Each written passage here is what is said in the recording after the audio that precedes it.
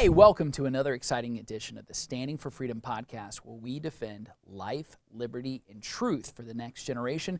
And I'm joined today by Michael Knowles, host of The Michael Knowles Show, and author of the most recent book, Speechless: Controlling Words, Controlling Minds. Michael, welcome. Thank you for having me. It's great to be with you. Well, we're honored, and I know there's a lot to talk about.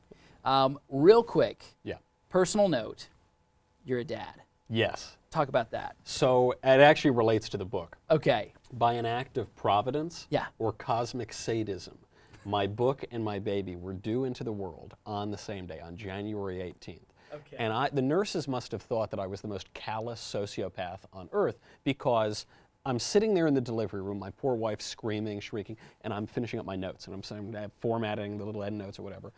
They both were delivered on time. Yeah. My son did not give me one day's rest. But there was an amazing thing, which is I put my heart and soul into this book. My first book didn't have any words in it. This book has quite a few words in it.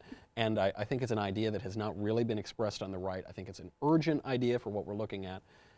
And then the baby comes out. Yeah. And I think, oh, who cares?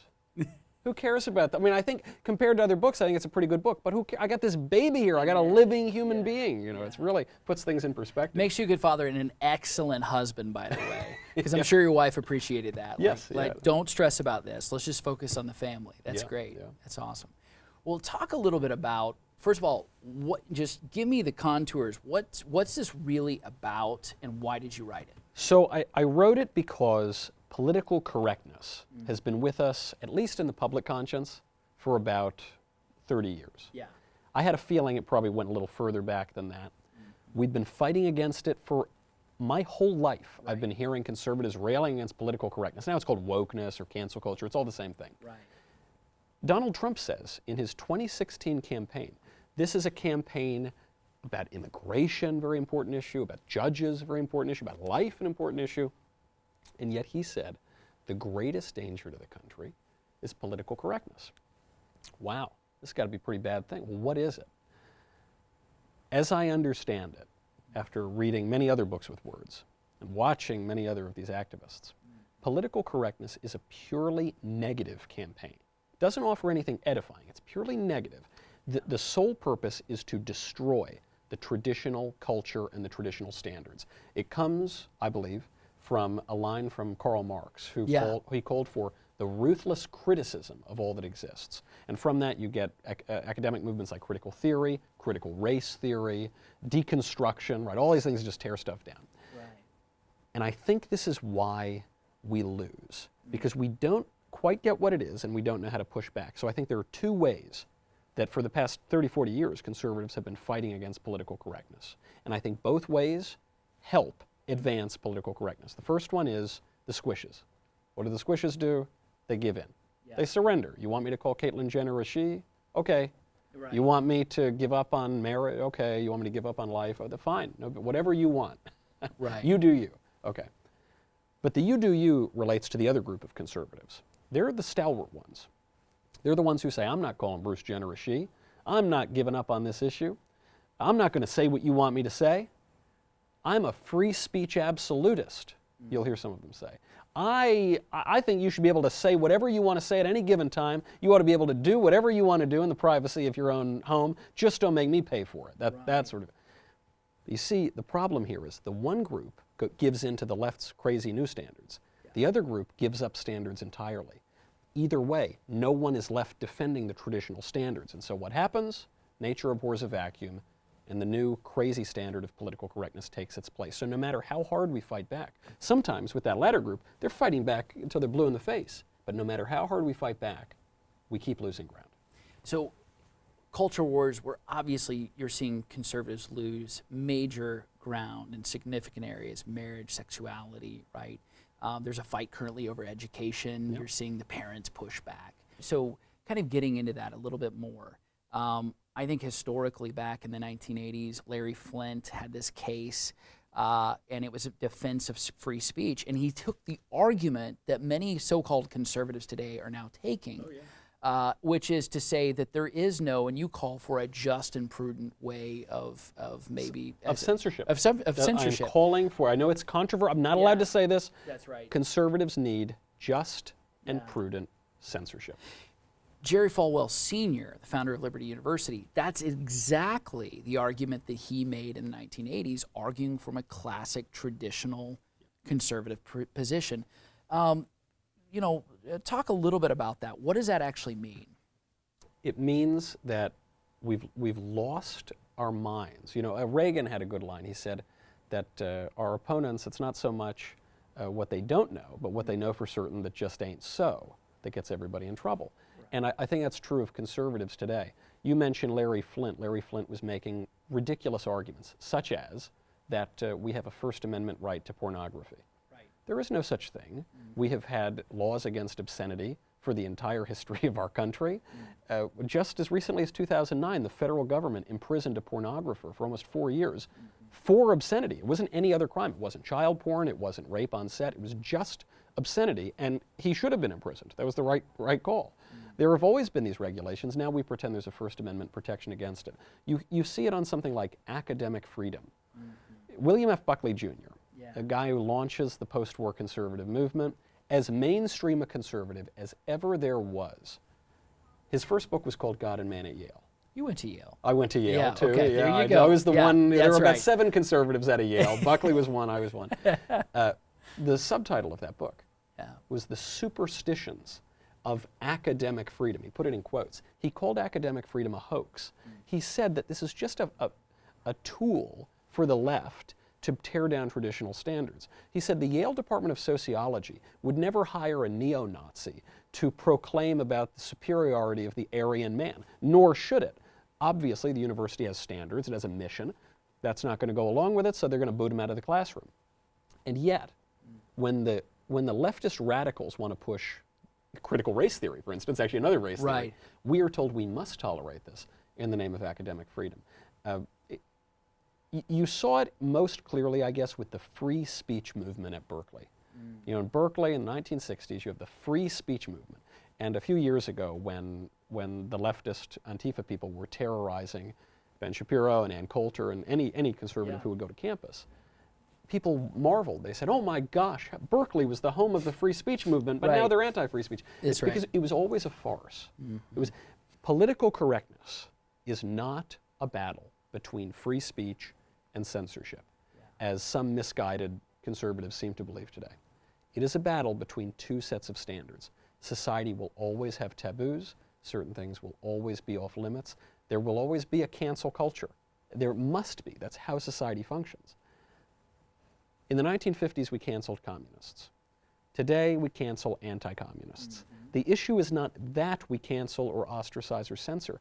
The issue is, what do we ostracize? What do we censor? In the past, we had standards of justice. We had standards of goodness, truth, and beauty, right? Today, it's quite the opposite of that. And I think the left understands it. They understand free speech much better than we do. And conservatives will either wise up and find the courage, which is not just a virtue, but the prerequisite of all the other virtues. Yes. They will find the courage to enforce standards, or they'll continue to lose. Yeah. The choice is yours. That's your freedom. Your choice is yours. Okay, so what is ultimately the answer? I mean, in terms of, obviously the libertarian argument doesn't ultimately win, right? Because that surrenders ground, you do you. And I'd like to pause you there for a second, Yeah, because yeah. I want to be fair to the libertarians. Sure. I think there are a lot of people today who use the term libertarian. Maybe they're sort of neoconservatives, or the you do you types today. Sure. Really do not do justice to the classical liberals of the past. Yeah. John Locke is the father of liberalism. It's about as classical a liberal as they get. In his letter concerning toleration, he says we need to censor atheists. He says the political order could not tolerate that. It would undermine the political order on which the tolerance rests. John Milton wrote Areopagitica. It's the most famous defense of free speech in the English language.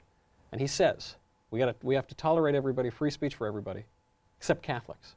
Now, look, I'm glad that they don't censor Catholics anymore. This book wouldn't exist. Right. But he made, I think, an important point. He's in the midst of massive religious strife tearing the country apart, and he's saying this regime cannot tolerate that particular kind of dissent, or the whole thing will collapse and there will be no such thing as free speech.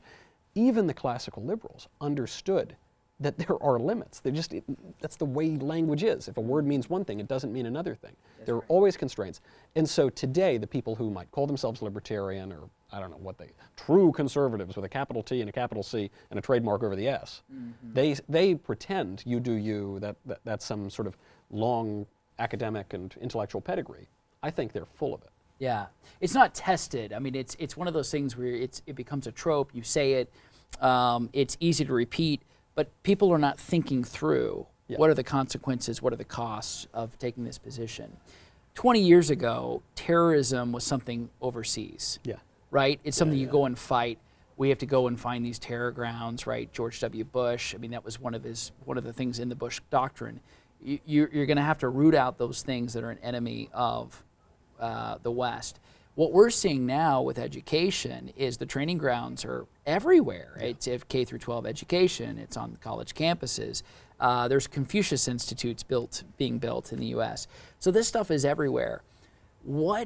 How should conservatives now fortify themselves? Okay, there's that defensive posture, but then also go on offense to gain back some of the ground that's been lost. You ever hear this phrase? We shouldn't teach students what to think, only how to think. This is such a popular phrase. I hear it not just on the left, I hear it on the right. Yeah, what about catechism? Yes, right? Well, what about, the other way they put it? They'll say, we should educate, not indoctrinate. Now, look, I'm no etymologist. Yeah. However, it seems to me those two words mean exactly the same thing. Sure. It's just one has a positive connotation, one has a negative one. The fact is, education is coercive. Yeah. When you tell a student that 2 + 2 = 4, you're telling him 2 + 2 does not equal 5. If the student writes down 5 as the answer to that question, they will be punished. Right. They'll get a bad grade because it doesn't just hold for mathematics. History. If some student is answering a question on his test, he said the American Civil War began in 1622. He will be punished for that. But wait, it could happen. But I know, these right, days, right, it's all words, words, words. Sure. There is objective reality, yeah. and we need to teach that sort of thing. It's not just all a social construction, as the left seems to believe. The left seems to believe that the way that they can control politics is through tyranny of will. Reminds me of Humpty Dumpty in Through the Looking Glass. Humpty Dumpty says that in his language, words mean whatever he wants them to mean. And Alice says, well, can words really mean all those different things? And he says, the real question is, which is to be master? That's all, right? That's the Humpty Dumpty view is the left-wing view. Words can mean whatever we want them to mean. The right-wing view is different than that. The right-wing view is that there is objective reality. Words are signs that correspond to reality. But what the left understands that the right doesn't is that you then need to use your will in conjunction with your intellect to enforce this idea, to teach, to instruct, to embrace standards. The right doesn't want to do that because we're stuck in this idiotic sort of you do you, as you put it, mentality, which is not only shallow, but it undermines the very point they're making. Here would be an example of it. It gets down to a misunderstanding of what liberty is, right? The conservative understanding of liberty, the traditional one, is liberty is not the freedom to do whatever you want at any given time. It's the right to do what you ought to do. The modern liberal idea is it's just you do you. So a heroin addict. Is a heroin addict free or not free? A heroin addict who gets his junk. Is he free or is he a slave? The modern liberal view says as long as he's got a couple bucks in his pocket, he can shoot up, he's the freest man in the world. How dare you have a law to prevent him from shooting up that heroin? That's what he wants to do. It's his freedom, right? And we know he's a slave. He's a slave to his base passions. St. Paul says, the things I want to do, I don't do. The things I don't want to do, I do. Yeah. What he's describing is there's a lower will, that's our appetite, and then there's a higher will that we can discipline. We formally did this through liberal education, the liberal arts, to make sense of your liberty. And that higher will is the mediator between the divine will and your base animal passions. We once understood that. We don't understand that anymore. That higher will requires limits. It requires discipline. It requires the cultivation of virtue. And you ain't going to get that in a nation of heroin addicts. No, absolutely not. I want to there's so much I could talk about, and I know your time is limited, but what I do want to talk about is where you see the conservative movement going. Obviously, Trump is not president, right? But it seems as though Trumpism is around, or maybe another way to call it is populism. Yeah. Do you see the future of the conservative movement being one of pluralism or one of populism? I think it will be. I mean, I don't really see those two at odds necessarily, pluralism and populism. But I see the point that you're making. There's this kind of last 20 years of conservatism which says you can say anything, believe anything, do anything, but we've got a big tent. As long as you want to cut taxes, you're a conservative. We got, Democrats are the real transphobes. We're the biggest right. Okay, that's that ain't the future. Yeah. And I travel to a lot of college campuses, a lot of students, you see them on campus, and that's not what I see as the future. I hear that when I do hear that, it's usually from boomer types who have lost the thread. But the insightful boomers and millennials, and especially Gen Z, recognize, no, we want truth. We want orthodoxy. It's this idea that you see in religion a lot.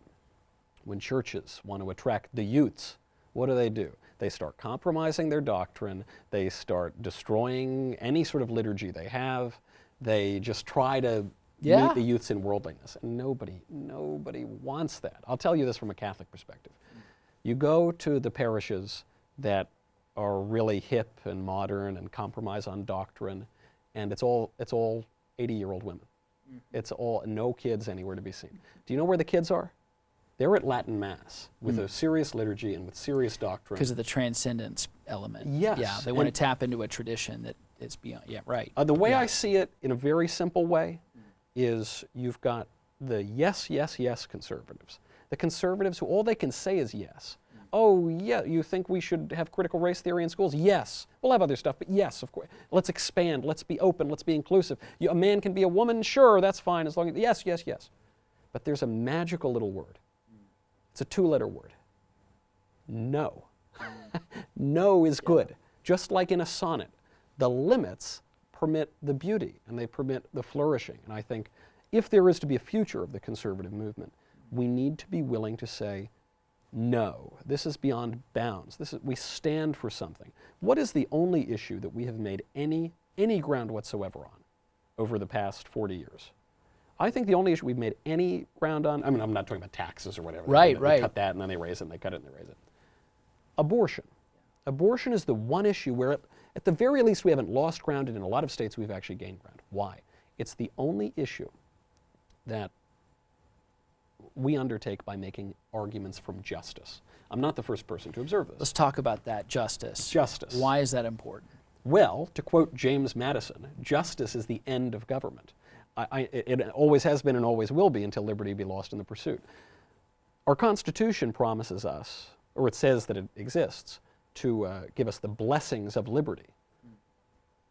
We seem to have made an idol, though, and a distortion and a perversion out of liberty. We now believe that liberty is the same thing as licentiousness. Which the Founding Fathers were very clear is not the case, Right. quite opposites. We seem to believe that the purpose of government is to allow me, the radical autonomous individual, to do whatever I want at any given time. That is an insane idea. It's nothing conservative about it, nothing American about it. Justice is the end of government. And do you hear this other? Oh gosh, we could spend several hours just talking about all the stupid slogans that people say. Sure. Have you ever heard this one? You'll hear people say, "You can't legislate morality." Oh, yeah, it's called the Constitution. We've already done this, right? It's called every law. Yeah, every law that we've ever done imaginable assumes, right, Yes. truth, morality, everything is in there. All laws are referring ultimately to the moral law. You could be talking Right. about capital punishment. You could be talking about parking tickets. Right? You're making some kind of moral claim, and so you start to win a little bit on abortion because that stirs men's souls. We have a conscience, even if our conscience has been clouded and compromised by sin, both in society and at the individual level. Even amid that, our conscience still is stirring within us. We can recognize that justice. Or you can make these utilitarian arguments. We've got to trim the Medicare program a little bit and make it work a little, and the Social Security. We don't need to change anything about society. We just need to go in and manage it a little bit better. That has been the argument that conservatives have made on every other issue, just about, other than abortion. I call it finessing the problem. Finessing the, yes, it Yeah. is. Giving a little massage to this really wicked thing. No surprise, we haven't won very much on those fronts. A final question. I'm going to ask you this: when it comes to a worldview, Yeah. Everybody today, postmodernists, all of that, there is no truth, there is no meta narrative, all of that's gone. What is the most essential when it comes to worldview? And you might say theology, you might say an understanding of, obviously, everything begins with God, right? Yeah. The most important words in all the Bible is in the beginning, God, right? Yeah. Everything else flows from that. It's revelatory.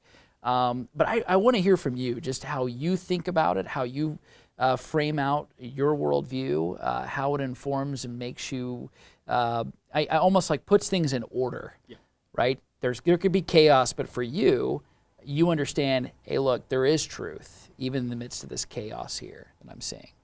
If you asked me what I believe, I would have to say, I believe in God, the Father Almighty, creator of heaven and earth, and Jesus Christ, his only Son, our Lord, if you're right. And Yeah. you know the Apostles' rest of the Creed. creed. Yeah. Yes, that is what I believe. That's Yeah. the creed, right? Yeah. Now, I say that not only because I believe it, but because it's shocking to a great many people. They will say, Michael, that's your religion.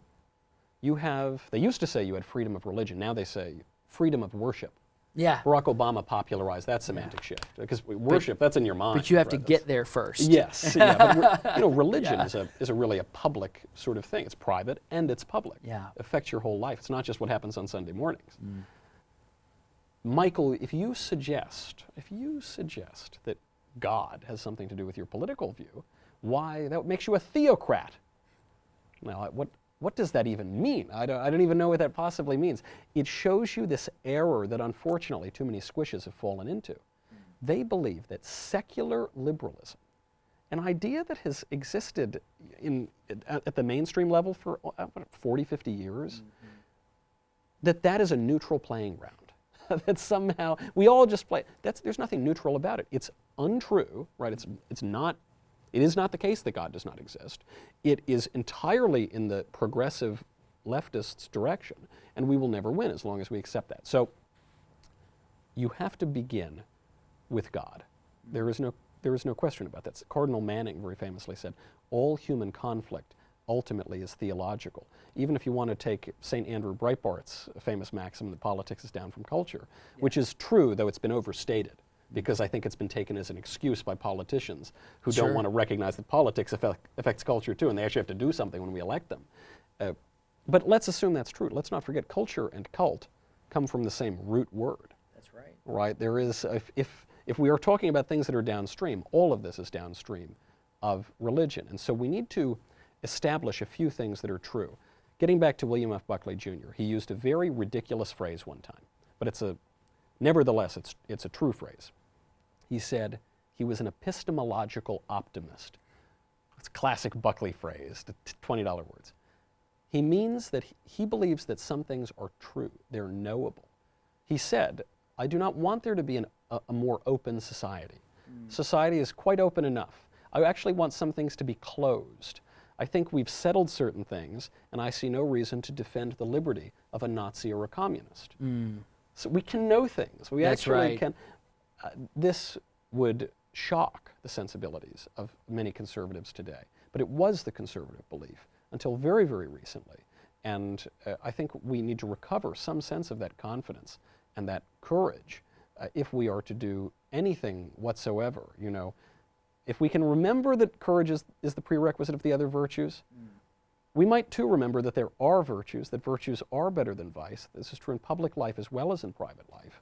And that, as John Adams famously said, our Constitution is built for a moral and religious people. It is not fit for the governance of any other people. That's right. That's very well said. Courage is basically the theme of the hour. Yeah. I think more than anything, we're seeing that. We were just in front of a huge crowd of Southern Baptists gathered here in Nashville. That's where we are. But gosh, that was basically the call to action: is you got to be courageous, you got to stand boldly, and you got to go do. And so we'll leave it there. Thank you so much, Michael, for joining this podcast. Thank you for writing this book. And for all you mean, as you're a teacher in so many ways, and this is oftentimes a classroom, we learn so much from you. Really appreciate it. The pleasure is all mine. It's so nice to, having written a blank book called Reasons to Vote for Democrats, it's nice to have a book with words called Speechless, and it's such a pleasure to speak with you about the book with words. Awesome. It's perfect. Awesome. Thank you. Thank you.